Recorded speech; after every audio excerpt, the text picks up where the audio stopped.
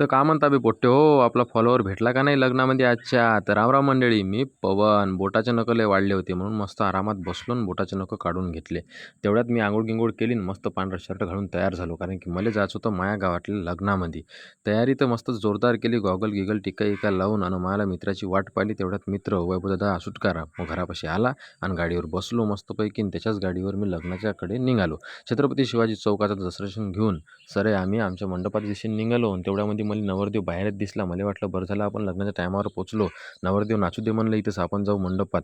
मंडपात गेलो, तिथे इलेक्ट्रॉनिक गाडी दिसली, आमच्या गावातली पहिली इलेक्ट्रॉनिक गाडी रुपेशदादा सावरकर पाटील यांची.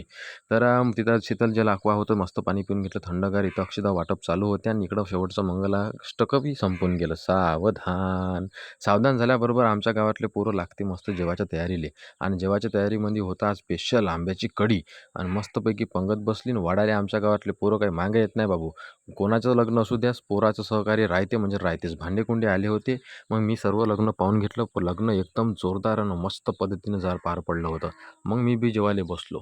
तुम्हाला सांगतो, आंब्याची कढी आता कोण्याही लग्नात राहतेच, पण ह्या लग्नातली आंब्याची कढी लय सुपर झाली होती, लय प्या वाटे. मी तर 4-5 आंब्याच्या कढ्या पिऊनच घेतल्या. तेवढ्यामध्ये आता मी तुम्हाला दाखवतो, माझा मित्र बी बसून होता इकडं, तो बी हसत जेवत होता. राहुल भाऊ बी मस्त आरामात जेवत होता. तर आता दाखवतो मी तुम्हाला नवरदेव आणि नवरीन. तर ह्या आमच्या गावातले वधूवर, आणि यांच्या आयुष्यात सुख समृद्धी लाभो हीच ईश्वरचरणी प्रार्थना.